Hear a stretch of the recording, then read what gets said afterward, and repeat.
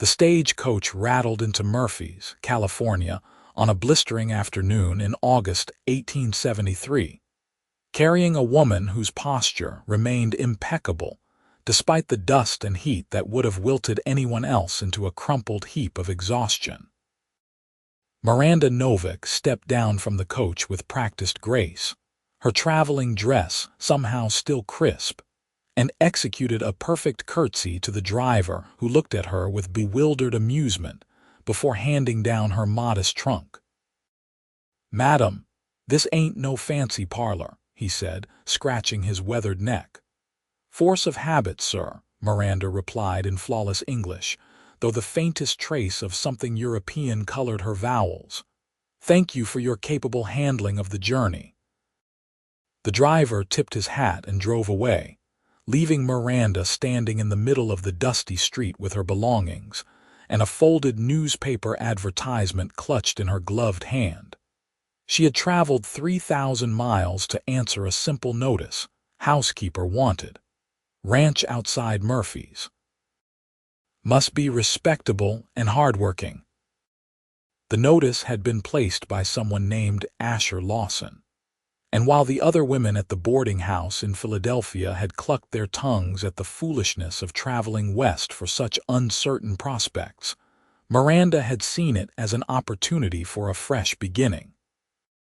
She was 24 years old and had already lived enough lives for 3 women. Born in Austria, to a minor noble family fallen on hard times, educated in Switzerland, employed as a governess in France, and then brought to America by a wealthy family who had subsequently lost their fortune in unfortunate investments.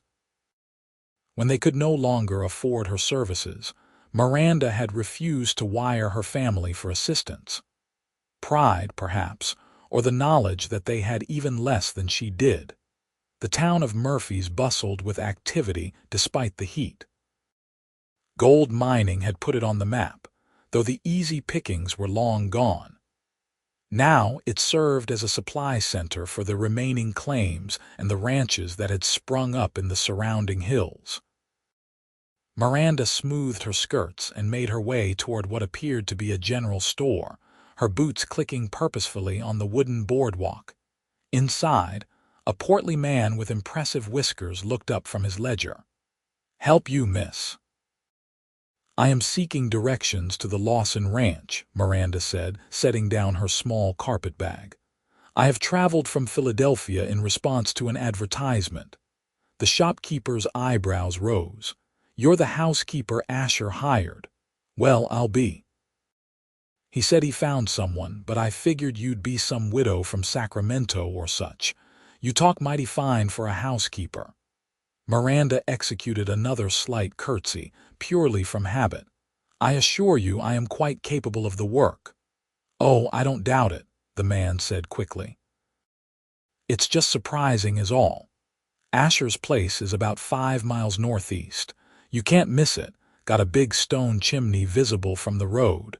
But you won't make it on foot before dark, and you don't want to be walking these roads alone. Is there transportation available for hire?" "Not at this hour, but I can send word with my boy when he heads out with a delivery tomorrow morning." The shopkeeper studied her with genuine concern. "You can stay at the boarding house tonight. Mrs. Chen runs a respectable place, and she'll give you a fair rate." Miranda nodded, appreciating the kindness in the man's weathered face. "That would be most acceptable. Thank you for your assistance." As she turned to leave, the shopkeeper called out, "Miss, your name for when I tell Asher you arrived." "Miranda Novak." "Well, Miss Novak, welcome to Murphy's. You'll find folks friendly enough around here, though I'll warn you. Asher Lawson is something of a mystery. Keeps to himself mostly. Lost his wife and baby daughter to fever 3 years back, and he has not been quite the same since." The information settled heavily in Miranda's chest, but she simply nodded and made her way to the boarding house the shopkeeper had indicated. Mrs. Chen, a Chinese woman with sharp eyes and a no-nonsense demeanor, showed her to a small but clean room and charged her 50 cents for the night. You need anything you ask, Mrs. Chen said in accented but clear English. Breakfast at 6. Zixi, Miranda replied, thanking her in Mandarin. Mrs. Chen's expression transformed entirely. She launched into rapid Mandarin, clearly delighted to speak her native tongue. Miranda responded easily, and they conversed for several minutes before Mrs. Chen departed, shaking her head in amazement. That night, Miranda lay in the narrow bed and thought about what she had learned. A widower, alone on a ranch, still grieving. She understood grief well enough. Her own losses had driven her across an ocean and a continent. Perhaps that made her suited for this position, or perhaps it made her foolish. Either way, she had committed to the journey, and Miranda Novak did not turn back once a decision was made. The next morning, she shared breakfast with several miners and a traveling salesman, all of whom stared at her with open curiosity. When she thanked Mrs. Chen in Mandarin and then addressed the salesman's question in perfect French, having overheard him muttering to himself in that language, the small dining room fell absolutely silent. "How many languages do you speak?" the salesman asked, eyes wide. "4 with fluency," Miranda replied. "English, French, German, and Mandarin. I can manage some Italian and Spanish as well, though less perfectly." "Good Lord," one of the miners breathed. "What's a woman like you doing out here?" Miranda smiled politely and did not answer. She finished her breakfast, collected her belongings, and met the shopkeeper's son, a gangly youth of perhaps 16, who helped load her trunk onto his wagon.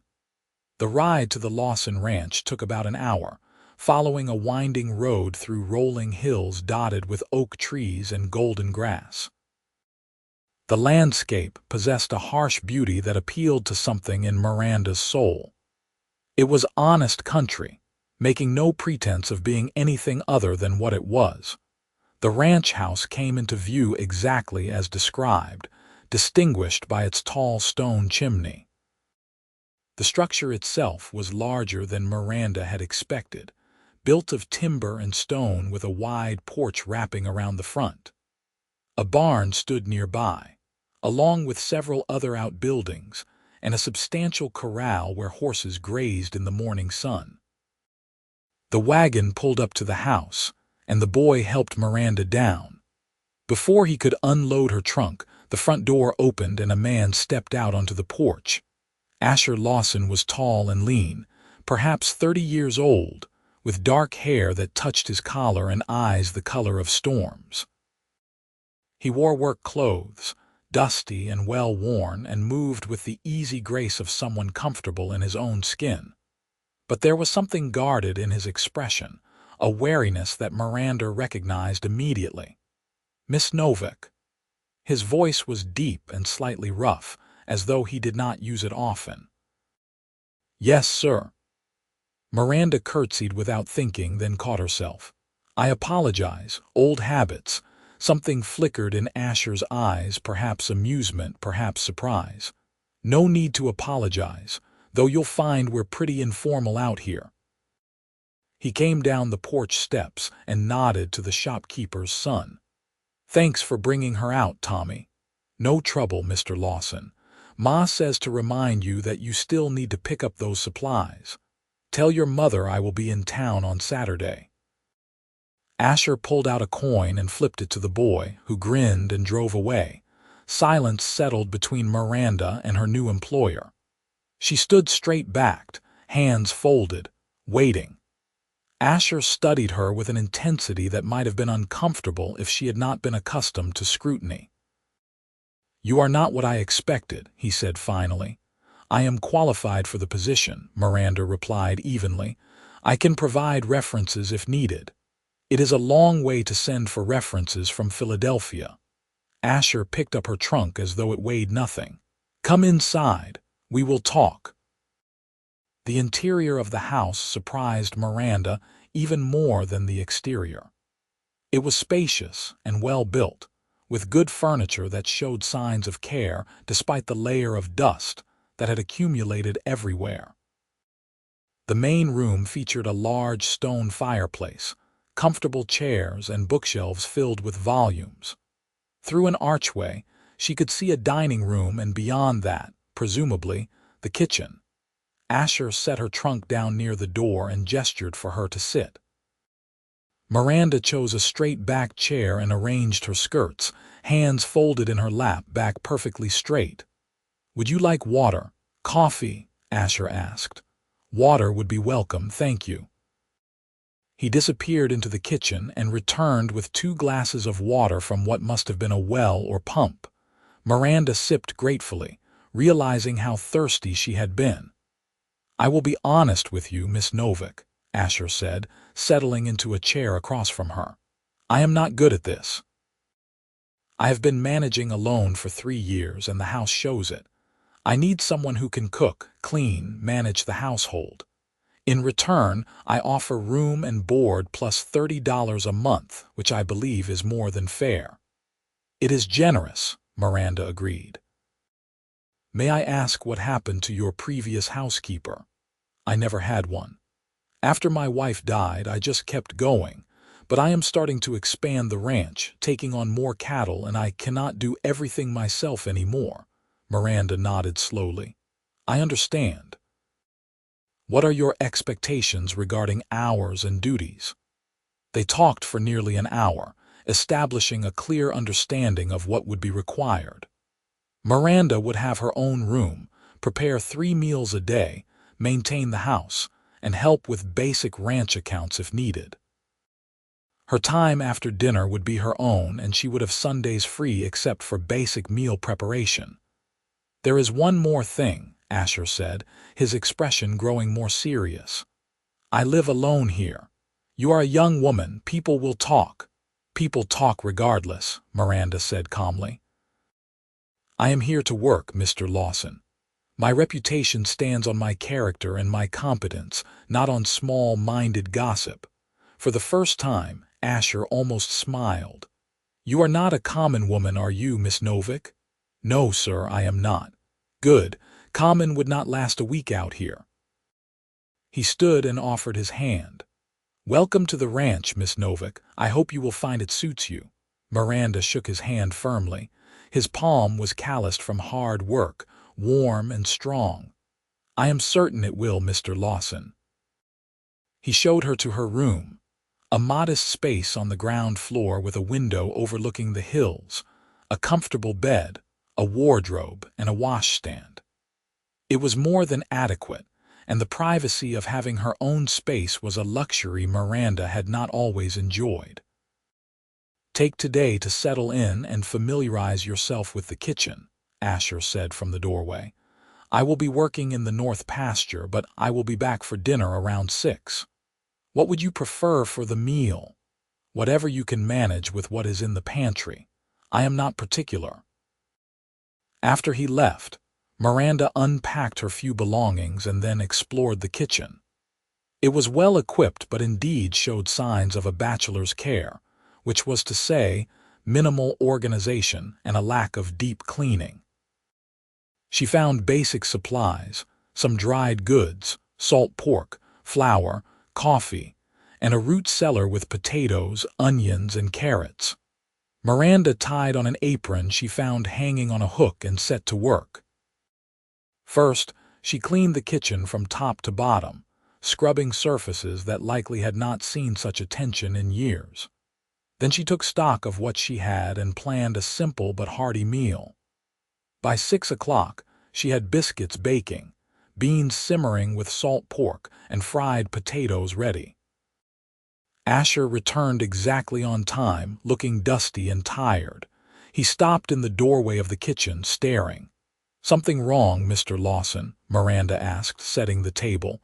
"The kitchen is cleaner than it has been since." He trailed off. "Since a long time. It required attention." "Please, wash up and sit down. Dinner is ready." They ate in the dining room, which Miranda had also cleaned. Asher ate with the methodical focus of a man accustomed to solitary meals, but she noticed he took second helpings of everything. "This is very good," he said, breaking the silence. "Thank you." You are welcome. Tomorrow I will take inventory of the pantry and make a list of supplies needed. There is a budget book in the study. I will show you after dinner. As promised, Asher showed her the simple ledger where he tracked expenses. Miranda reviewed it with a practiced eye, noting areas where efficiency could be improved. Your arithmetic is excellent, Asher observed, watching her make notes. I was educated in Switzerland, Miranda replied absently, focused on the numbers. Mathematics was emphasized. Switzerland.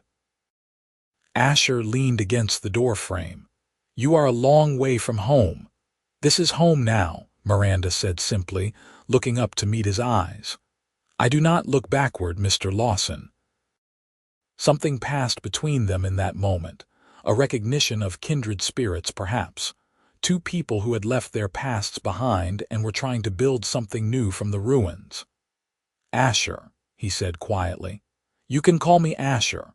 Mr. Lawson sounds too formal for daily conversation. Miranda hesitated, then nodded. Very well, though perhaps in town formality would be more appropriate. Agreed. He straightened up. I will leave you to your evening, Miss Novak. Thank you for today. Miranda, she said, surprising herself. If I am to call you Asher, then Miranda seems only fair. He almost smiled again, that ghost of an expression that suggested he had forgotten how. Good night, Miranda. Good night, Asher. The days settled into a rhythm after that. Miranda rose at dawn, prepared breakfast, and had it ready when Asher came in from his early chores. They ate together in companionable silence, and then he went out to work the ranch while she managed the household. She cleaned every room methodically, organized the pantry, mended curtains, and began working on the accumulated mending she found in a basket. Saturday came, and Asher drove them both into town for supplies. Miranda wore her best day dress and bonnet, and when they arrived in Murphy's, she could feel the eyes following them.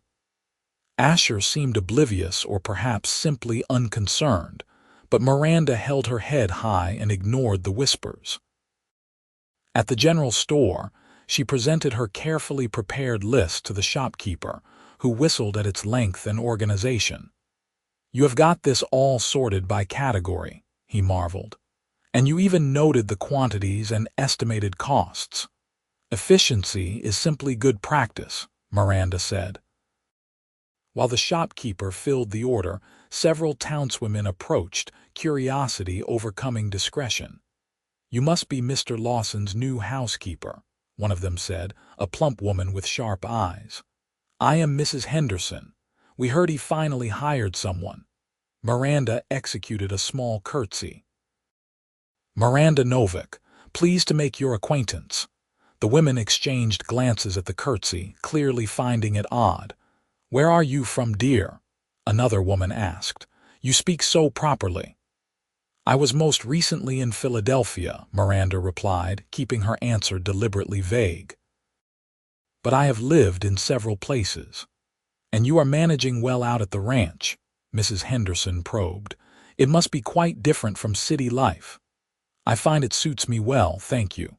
Before they could ask more questions, Asher appeared at her elbow with a sack of flour over his shoulder. Ready to go, Miranda? Yes, the order should be complete. They loaded the wagon and departed, leaving the women still whispering on the boardwalk. I apologize for their nosiness, Asher said as they drove out of town.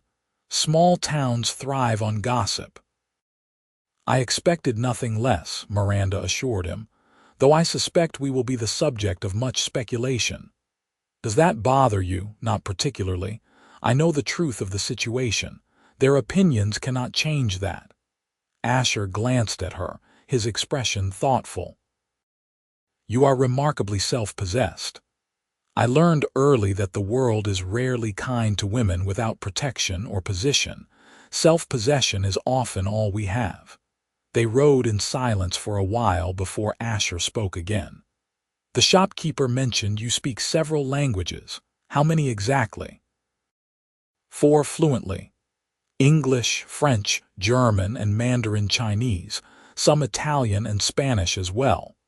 That is extraordinary. How did you come to learn Mandarin? Miranda smiled slightly. The family I worked for in Philadelphia had business connections in China. I educated their children, and one of the servants was Chinese. We taught each other. I have always had a facility for languages. And the curtsying habit. Years of training in European households, Miranda admitted. Old habits are difficult to break, and that one is so ingrained I often do not realize I am doing it. It is charming, Asher said, then seemed surprised that he had spoken the thought aloud. Miranda felt warmth rise in her cheeks and was grateful for the bonnet shading her face. Thank you. The weeks passed, and the ranch began to feel like home. Miranda established routines that brought order and comfort to the household. She baked bread twice a week, filling the house with its warm scent. She prepared substantial meals that put color back into Asher's lean face. She organized his chaotic study and created a system for tracking ranch expenses that made his life considerably easier. In the evenings after dinner, they often sat on the porch together, watching the sun set over the hills. At first, they sat in silence, but gradually conversation began to flow. Asher told her about the ranch, his plans for expansion, the challenges of raising cattle in California's climate. Miranda spoke carefully about her travels, leaving out the more painful details but painting pictures of places he had never seen. One evening in late September, as they sat watching stars emerge in the darkening sky, Asher asked the question Miranda had been expecting. Why did you really come west, Miranda? A woman with your education and accomplishments could have found easier work. Miranda was quiet for a long moment, considering how much to reveal.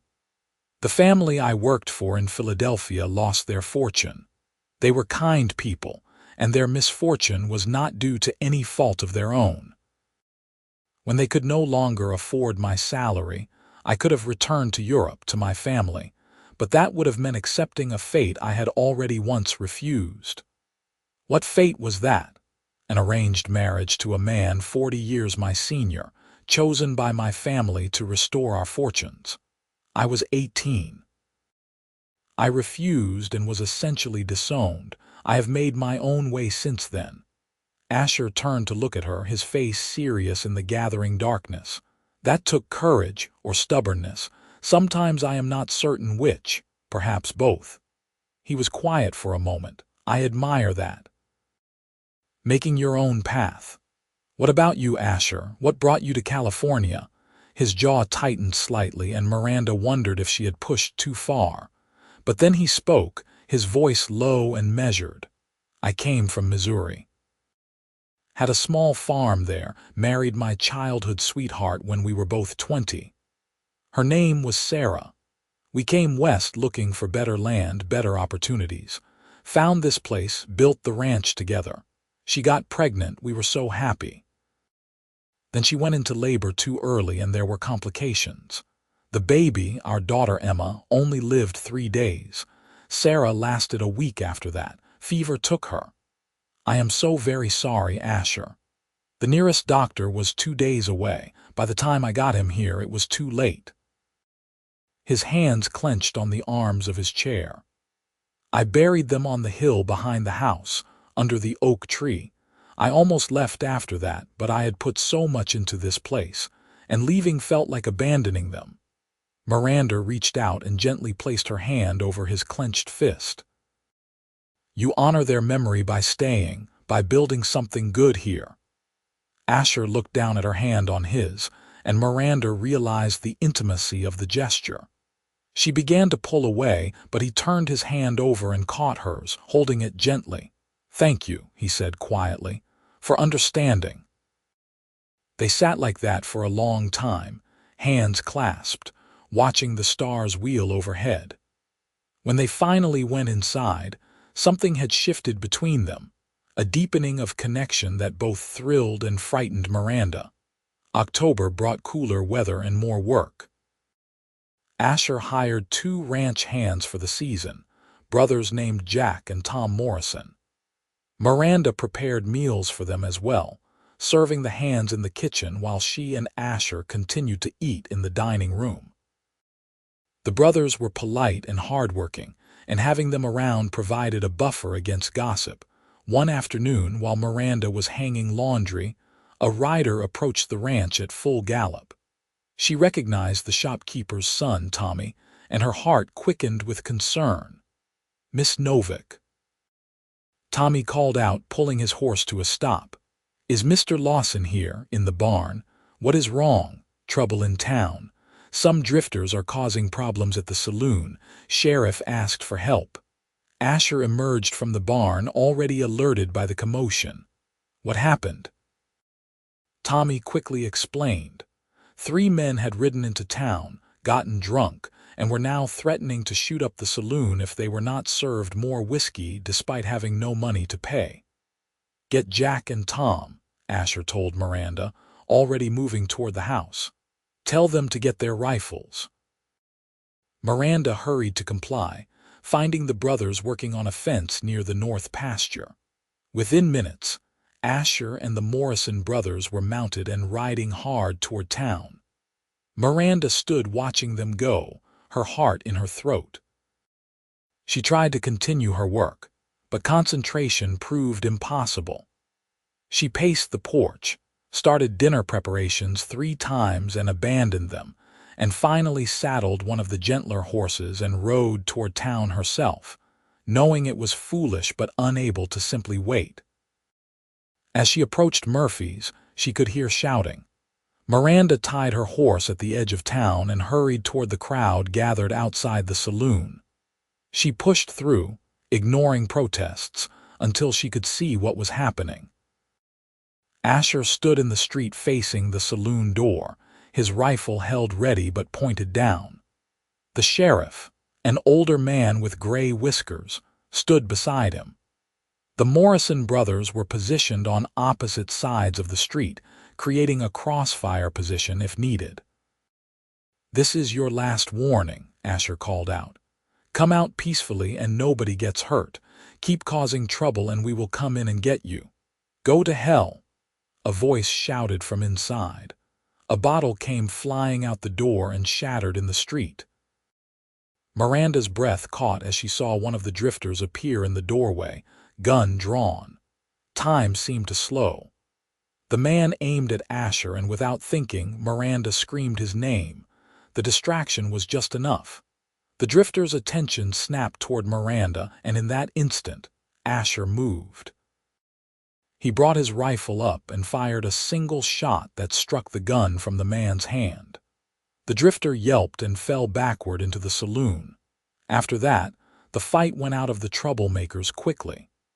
They emerged with hands raised, and the sheriff and his deputy took them into custody.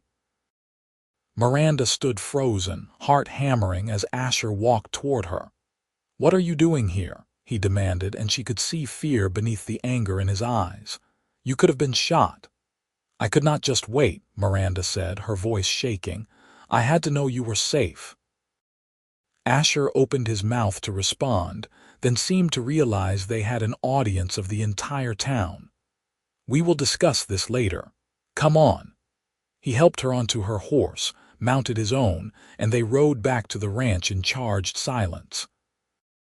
Jack and Tom, reading the mood, found reasons to make themselves scarce once they arrived. In the kitchen, Asher finally spoke. "Do not ever do that again." "Do not ask me to sit idle while you ride into danger," Miranda shot back, surprising herself with her vehemence. "It is my job to protect this ranch and this town when needed. It is not your job to put yourself in harm's way." "And who protects you, Asher?" Miranda found her hands were trembling. "Who worries when you ride toward guns and violence?" He stared at her, something dawning in his eyes. "Miranda." "I know it is not my place," she said quickly, turning away. "I am your housekeeper, but I cannot help how I feel when you are in danger." She heard him move, felt him close behind her. His hand settled gently on her shoulders, turning her to face him. "How you feel?" he asked softly. Miranda met his eyes, those storm-colored eyes that had become so dear to her. "I care about you, Asher, more than I should, more than is wise or appropriate. Miranda, He lifted one hand to cup her cheek. "I have been trying not to feel this, trying to maintain proper distance. But you have brought light back into this house, into my life. You curtsy out of habit because you were raised for better things than keeping house for a widowed rancher. You speak 4 languages and could be working for wealthy families in San Francisco or even back east. Yet you are here, and I cannot stop thinking about what that means." "It means I choose to be here," Miranda whispered. "I choose you." Asher kissed her then, gentle and questioning at first, then deeper as she responded. Miranda had been kissed before, by an overeager suitor in Vienna, by the eldest son of the French family who had employed her, but never like this. Never with such a sense of rightness, of coming home. When they finally parted, both breathing hard, Asher rested his forehead against hers. "This complicates things. Perhaps, or perhaps it simplifies them," he laughed, a real laugh that transformed his face. "How does you being far too good for me simplify anything? I am not too good for you. I am exactly right for you as you are for me." Miranda pulled back enough to look at him properly. "But we should be sensible. People already gossip if they knew about this." "Then we should get married," Asher said, and Miranda's heart stopped. "What? Marry me, Miranda? I know it is fast, but I am 30 years old and I know my own heart. You are the first person since Sarah died who has made me want to live again, not just survive. I love you. I think I started falling in love with you that first day when you curtsied to Tommy despite being covered in dust from the journey." Miranda felt tears prick her eyes. "I love you too. But Asher, marriage is a serious commitment. Are you certain this is not simply loneliness or gratitude?" "I am certain." He took both her hands in his. "I am not proposing out of obligation or convenience. I am proposing because I want to spend my life with you. I want to build a future with you. I want children with you if we are blessed with them. I want to sit on that porch when we are old and gray, still holding your hand like I held it that night we talked about our pasts." "Yes," Miranda breathed. "Yes, I will marry you." They stood in the kitchen, holding each other as the sun set beyond the windows, and Miranda felt a sense of peace she had not known in years. She had traveled thousands of miles, left behind everything familiar, and found something she had not even known she was seeking. The next morning, Asher rode into town alone and returned with a simple gold band. That evening, he took Miranda to the hill behind the house where Sarah and Emma were buried under the oak tree. "I need to do this right," he said, standing before the 2 small headstones. "Sarah, you were my first love and I will always honor your memory. But I have found someone else who makes my heart beat again, who gives me hope for the future. I hope you would approve. I hope you would be happy that I am not alone anymore." Miranda stood back, giving him privacy for this moment, tears streaming down her face at the tenderness of it. When he returned to her side, he took her hand. "I want you to know that loving you does not mean I loved her less. The heart has room for both grief and joy." "I know," Miranda said gently. "And I would never ask you to forget her or Emma. They are part of your story, part of who you are." They were married 3 days later in a simple ceremony at the small church in Murphy's. The minister, Reverend Davies, performed the service with Mrs. Chen and the shopkeeper as witnesses. Miranda wore her best dress, a deep blue that brought out her eyes, and carried wildflowers that Asher had picked that morning, when the Reverend pronounced them husband and wife. Asher kissed her with such tenderness that Miranda heard Mrs. Chen sniffle behind them. The news spread through town quickly, of course. Some of the townswomen seemed scandalized by the speed of the courtship, but others, particularly those who had seen Asher's isolation over the past 3 years, were genuinely happy for them. Mrs. Henderson stopped Miranda in the general store the following week and said, grudgingly, "Well, I suppose if anyone could civilize that wild man, it would be someone with your refinement. The way you speak and carry yourself, anyone can see you were raised proper." "Thank you," Miranda said, executing one of her habitual curtsies, which made Mrs. Henderson's expression soften further. Life as Asher's wife brought new joys and challenges. They moved Miranda's belongings into the master bedroom, and she worked to make the space their own, not a shrine to the past. Asher helped, carefully packing away Sarah's things in a trunk that he placed respectfully in the attic. She would want the house to be a home again, he told Miranda. Not a museum. The physical intimacy of marriage took some adjustment for Miranda, raised as she had been with strict notions of propriety, but Asher was patient and tender, and she found joy in this new closeness. They learned each other slowly, building trust and understanding. One evening in November, as they lay together in bed, Asher traced patterns on Miranda's shoulder and asked, "Do you ever regret it, giving up the life you could have had?" "What life? Married to an old man for my family's financial gain. Working as a governess for families who would never see me as more than a servant." Miranda turned to face him.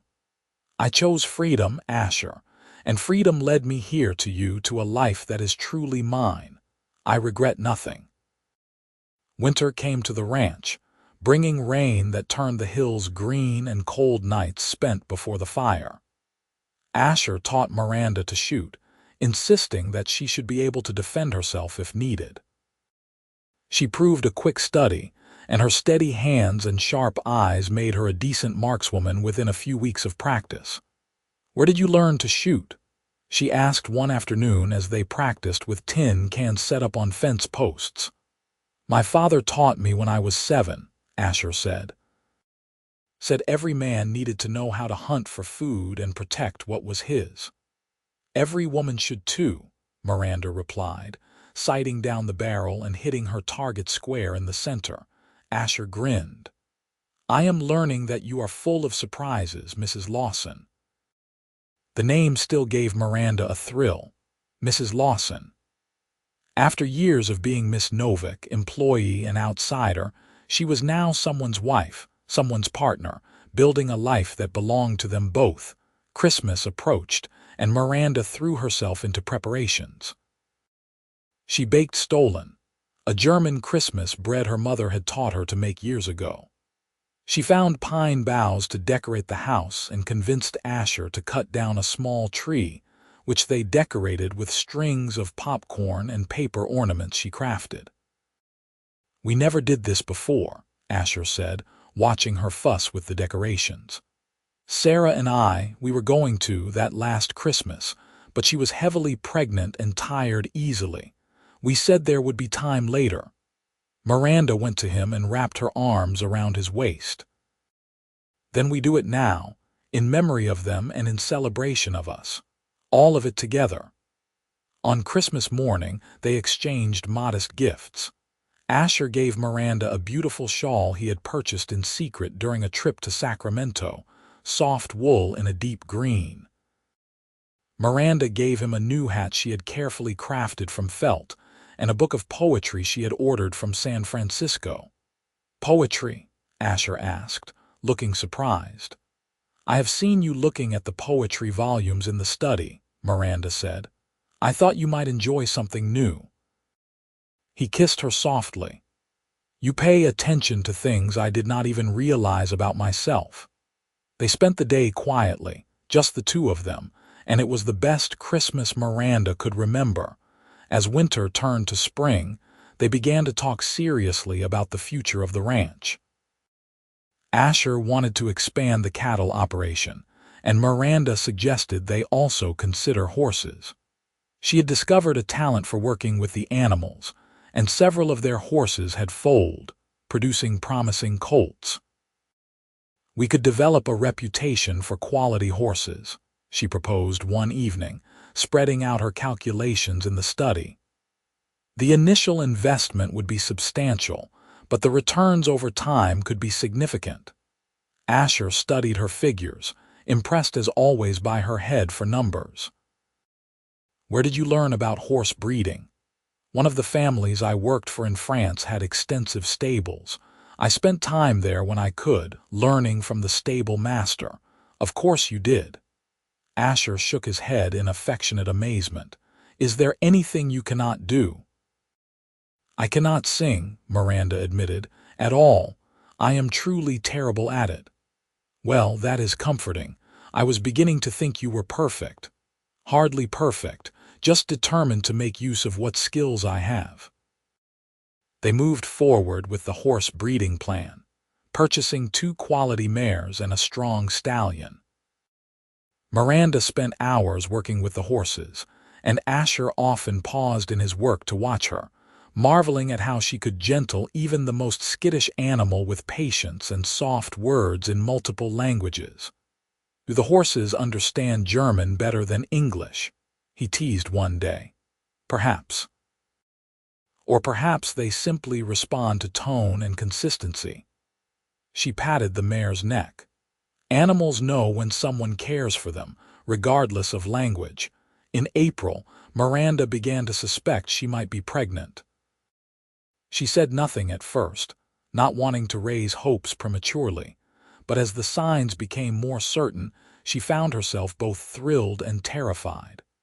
She knew what had happened to Sarah and Emma, knew that childbirth was always dangerous. Asher noticed her distraction one evening at dinner. "Something is wrong. You have barely touched your food." Miranda set down her fork. "Nothing is wrong, at least I do not think so. I am pregnant, Asher." The color drained from his face. "Are you certain?" "As certain as I can be without a doctor's confirmation." He stood abruptly and walked to the window, his back rigid. Miranda's heart sank. "Asher, I cannot lose you," he said, his voice rough. "Miranda, I cannot go through that again." She went to him, placing her hand on his back. "You will not lose me. I am strong and healthy. And we will get the doctor early, make sure someone is here when my time comes. We will do everything possible to ensure safety." Sarah was strong and healthy too. He turned to face her, and she saw real fear in his eyes. "What if something goes wrong? What if I have to choose between you and the child?" Miranda cupped his face in her hands. "Then you choose me. Do you hear me, Asher? If it comes to that, you choose me. But it will not come to that. I have faith." Over the next weeks, Asher's fear gradually transformed into cautious excitement. He became protective to the point of absurdity, insisting Miranda not lift anything heavy, not ride the horses, not overtire herself. She tolerated it with good humor, understanding the source of his anxiety.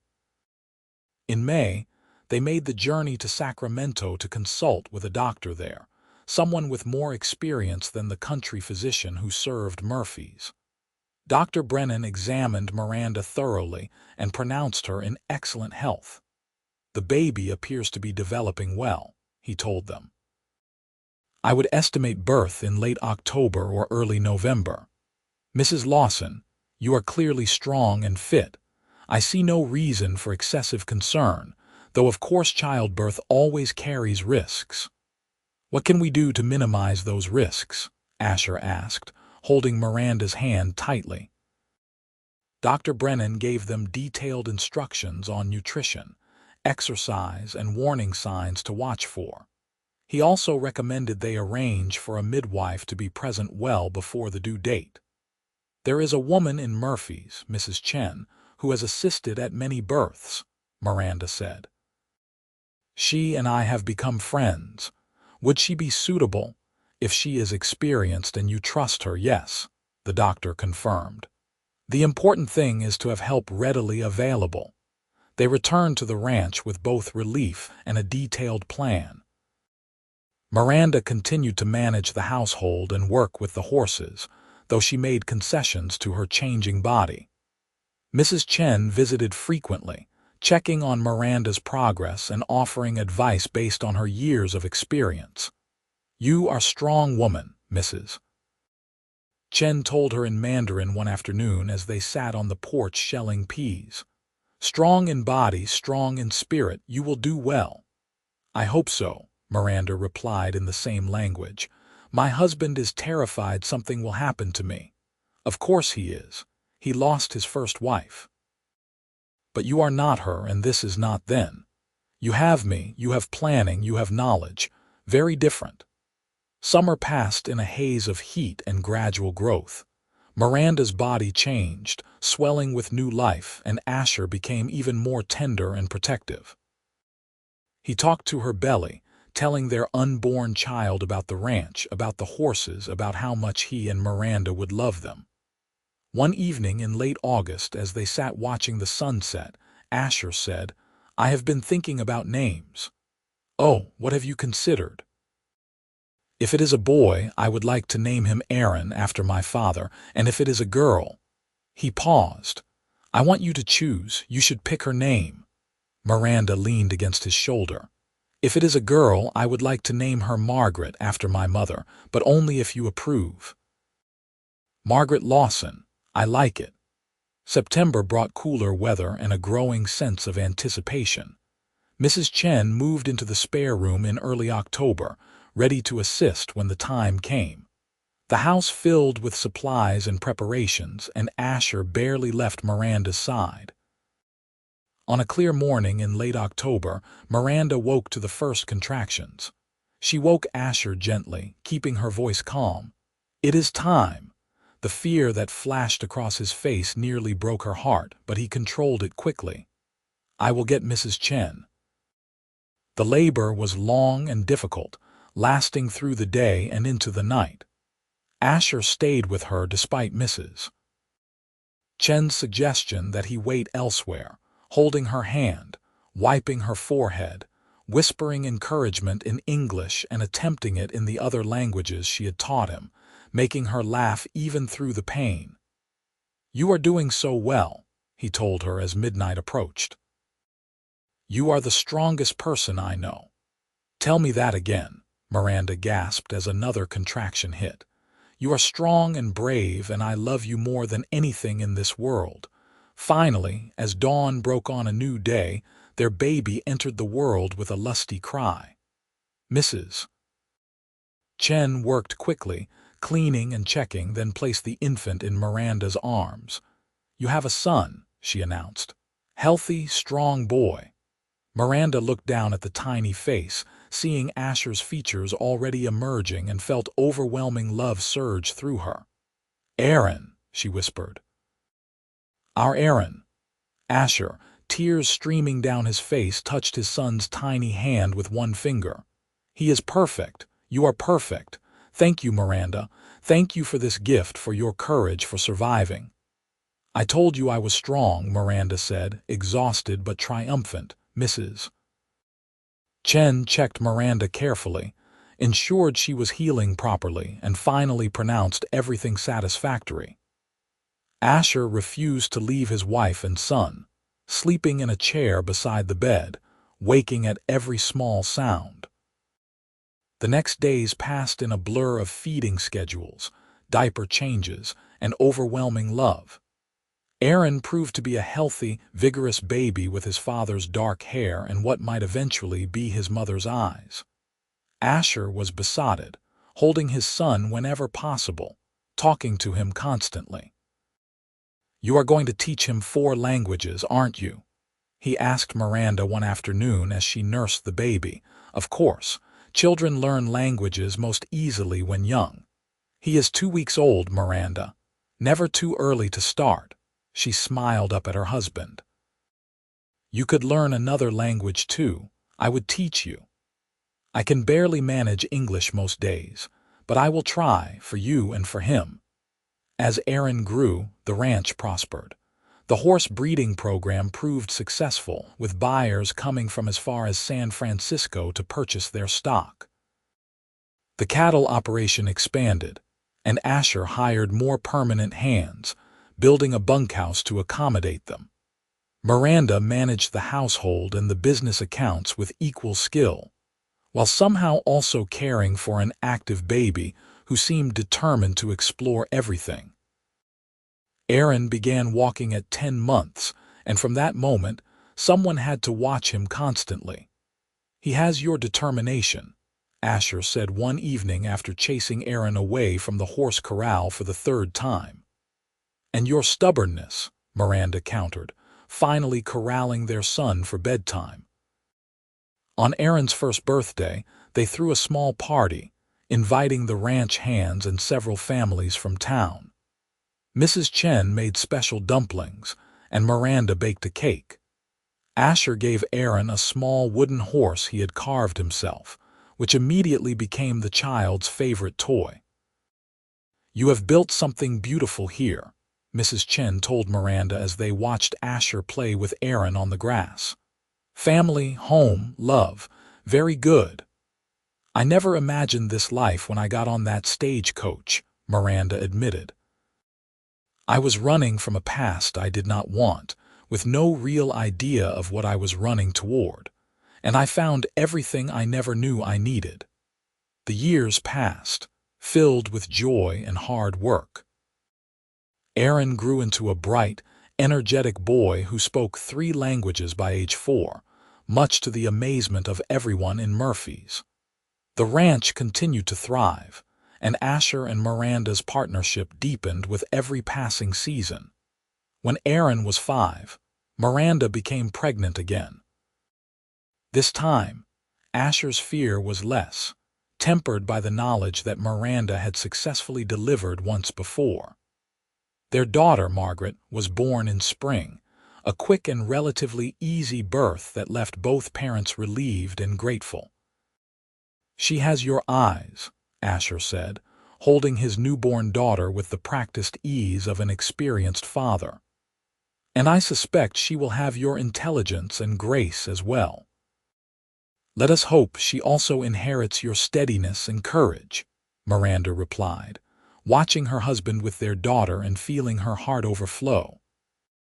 Aaron adored his baby sister, insisting on helping with everything from fetching diapers to singing her lullabies in German, which made Miranda laugh every time.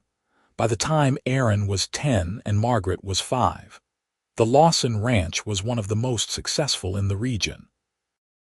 They had built a solid reputation for quality horses and cattle, and Miranda's business acumen had helped them weather difficult seasons and invest wisely.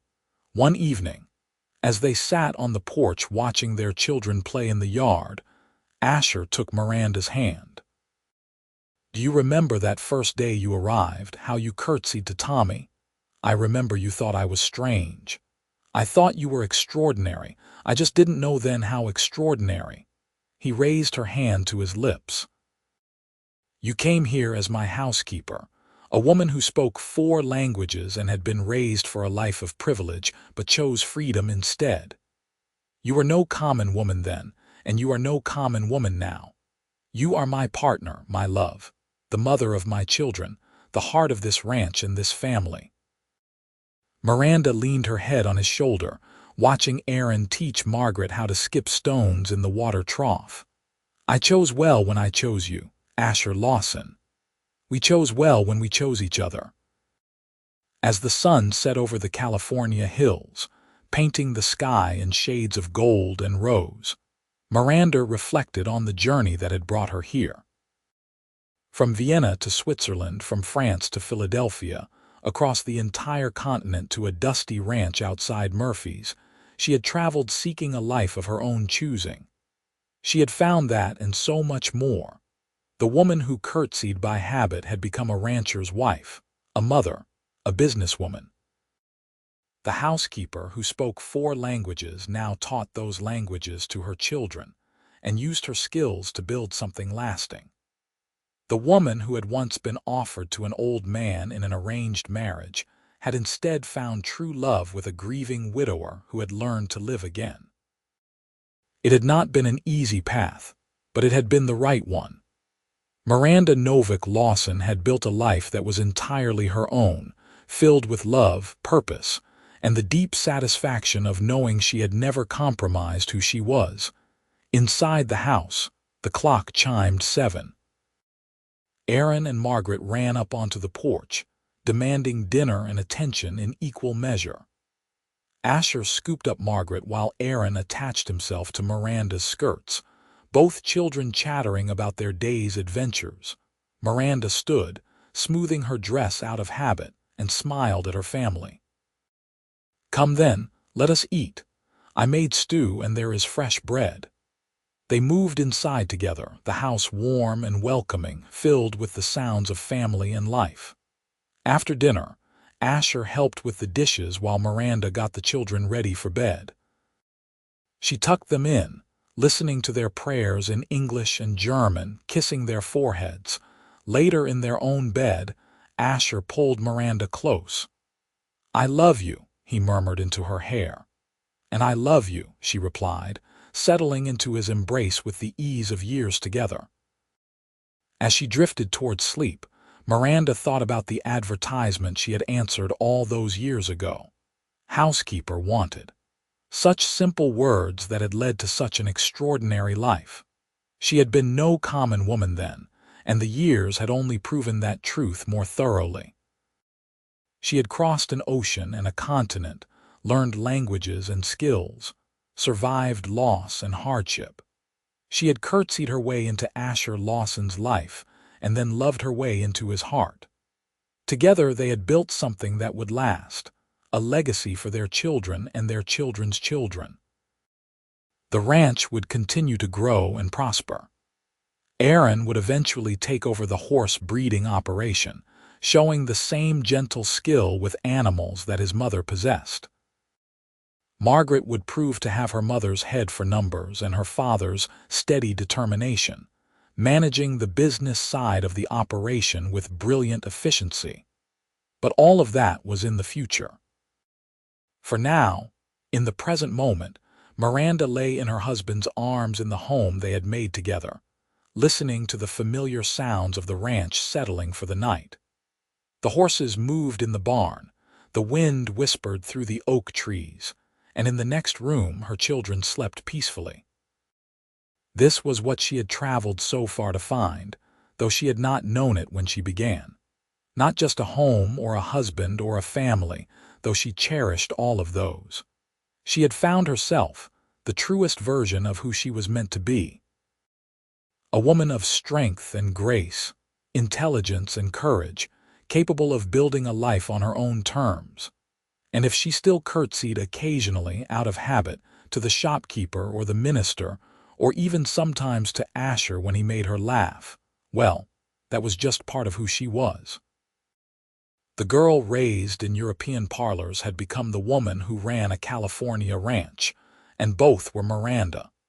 The years continued to pass, each one adding new memories and experiences to their lives.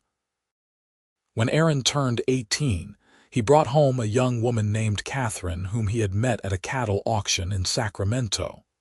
She was smart and kind, and Miranda liked her immediately. They married the following spring, and Catherine joined the ranch household, learning from Miranda just as Miranda had once learned to navigate this life. Margaret, showing her mother's independent spirit, left for San Francisco at 19 to study accounting, one of the few women in her program. She returned 2 years later with not just a certificate, but also a quiet young banker named Thomas who looked at her like she hung the moon. They settled in Murphy's, where Margaret opened a bookkeeping service that served ranchers throughout the region. Asher and Miranda became grandparents multiple times over, their house often filled with the sounds of grandchildren playing, learning languages from their grandmother, learning to ride from their grandfather. The ranch continued to thrive under Aaron's management, with Miranda still overseeing the books and Asher, though older now, still working the land he loved. One evening, many years after that first day when Miranda had arrived in Murphy's, she and Asher sat on the porch as they had thousands of times before. Both were gray now, faces lined with years, but their hands still fit together perfectly. "Do you ever wonder what would have happened if you had not answered my advertisement?" Asher asked, his voice still strong despite his 70 years. "Sometimes," Miranda admitted. She was 62 now, still straight-backed despite the years, though her curtsies had become less automatic with time.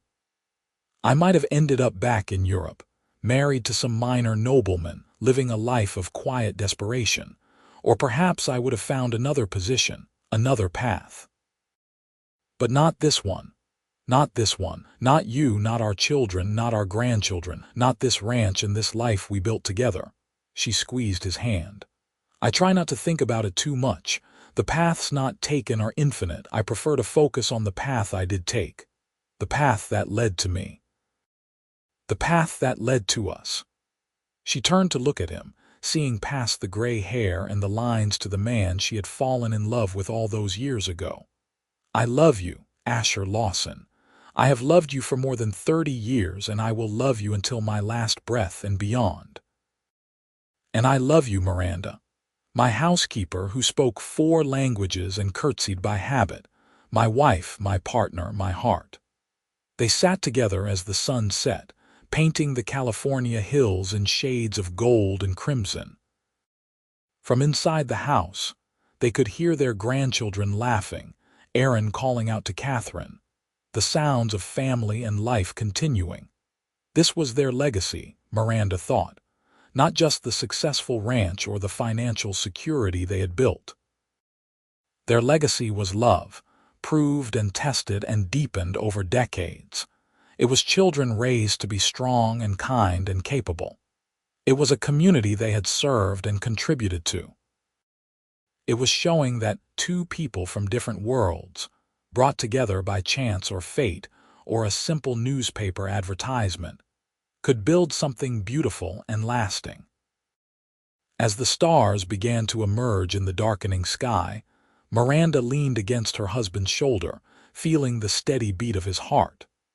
She thought about the girl she had been, defying her family, crossing an ocean, answering an advertisement from a stranger.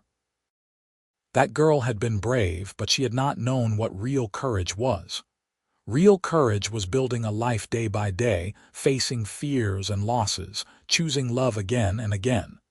"Thank you," she whispered. "For what?" Asher asked. "For seeing me, for loving me, for building this life with me." "Thank you for choosing me," he replied. "For staying, for making this house a home again, for giving me a reason to live instead of just survive." They sat together until the stars filled the sky, 2 people who had found each other against all odds and built something that would outlast them both. When they finally went inside, it was hand in hand, still in step after all these years. The ranch continued for generations after them, passed down through their children and grandchildren, each generation adding their own stories to the legacy Miranda and Asher had begun. But the foundation remained the same: love, hard work, courage, and the understanding that the best things in life often come from the risks we take and the paths we choose when we refuse to accept the lives others plan for us. Miranda Novak had been no common woman when she arrived in Murphys, California, in 1873. And Miranda Lawson was no common woman when she passed peacefully in her sleep in 1911, at the age of 84, surrounded by children, grandchildren, and great-grandchildren who all knew the story of how their grandmother had traveled across the world, curtsied her way into their grandfather's life, and built an empire of love. Asher followed her 6 months later, and they were buried together on the hill behind the house, under the oak tree where Sarah and Emma rested. 4 headstones now stood there, a testament to love in all its forms, to loss and grief, and the courage to love again. The ranch still stands, a living monument to 2 people who chose each other and built something that lasted. And sometimes, on quiet evenings when the wind is right, you can almost hear the echo of conversation from the porch, the sound of two people talking in 4 different languages, laughing together, planning their future, living their beautifully ordinary, extraordinary life together.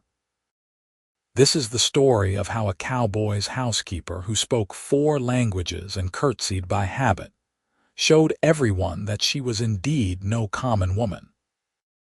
She was Miranda Lawson, and she lived a life entirely her own, filled with love and purpose and the deep satisfaction of choosing her own path and finding, at the end of it, everything her heart had ever truly wanted.